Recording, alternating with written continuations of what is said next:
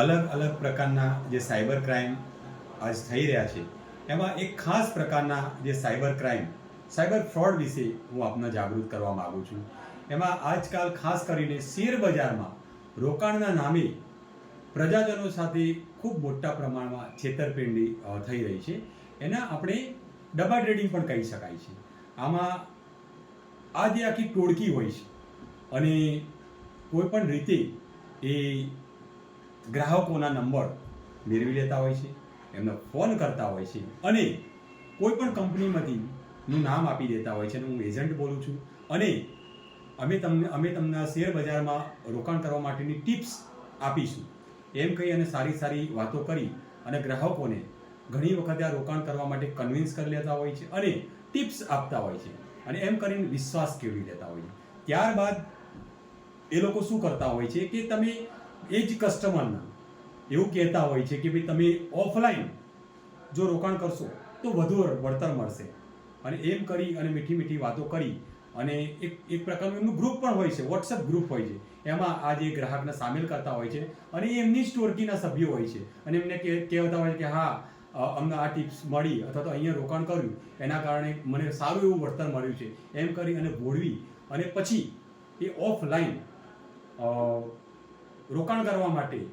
એને કન્વિન્સ કરી દેતા હોય છે અને પછી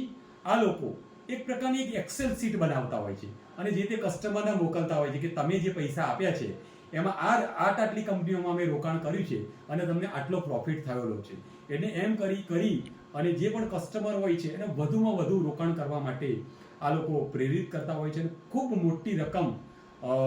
જ્યારે થઈ જાય ત્યાર પછી એ તરત જ એની સાથેના જે સંપર્કો કાપી નાખતા હોય છે. આમાં સૌથી અગત્યની વાત એ છે કે તે લોકો ફક્ત વોટ્સઅપ કોલથી વાત કરે છે અને વોટ્સઅપથી જ ચેટ કરતા હોય છે, ક્યારેય પણ સાદો કોલ કરતા નથી.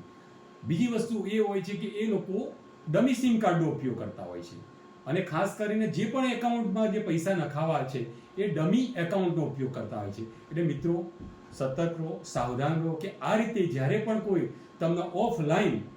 શેર બજારમાં રોકાણ કરવાનું કહે તો સમજી લો કે તમારી સાથે બિલકુલ ફ્રોડ થવાની પૂરી જે શક્યતા રહેલી છે. એટલે આપ સતર્ક રહો, સાવધાન રહો અને અન્ય લોકોને પણ તમે સાવધાન કરો કે ખૂબ મોટા પ્રમાણમાં પ્રજાજનો આ પ્રકારના જે સાયબર ફ્રોડ છે એનો ભોગ બની રહ્યા છો. એટલે આપ પણ આનો ભોગ ન બનો એ આશયથી આજે હું વિડીયો આજે બનાવ્યો છું અને વધુમાં વધુ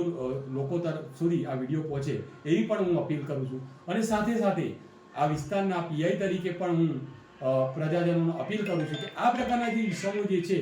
એ અંગે અમને જો માહિતી આપવામાં આવશે તો વધુમાં વધુ આવા ઈસમો વિરુદ્ધ મતલબ આપણે કાયદાકીય કાર્યવાહી કરી શકીએ. આજે મહેસાણા જિલ્લામાં પોલીસ અધિક્ષક શ્રી તરફથી જે સૂચના આપી છે એ અન્વયે આવા ઈસમો વિરુદ્ધ અનેક પ્રકારના જે મતલબ કે અલગ અલગ વિસ્તારોમાં ગુના દાખલ કરવામાં આવે છે અને વધુમાં વધુ જે ગુના દાખલ કરવાની મને પોલીસ અધિક્ષક સાહેબ શ્રીએ જે તાકીદ કરી છે તો આ પ્રજાજનોનો પણ અમે સહકાર માગીએ છીએ કે આવા જે ઈસમો આપની આજુબાજુ જો પ્રવૃત્તિ કરતા હોય તો અમને માહિતી આપો. ચોક્કસ અમે આમના વિરુદ્ધમાં કડકમાં કડક કાયદાકીય કાર્યવાહી કરીશું. જય હિન્દ.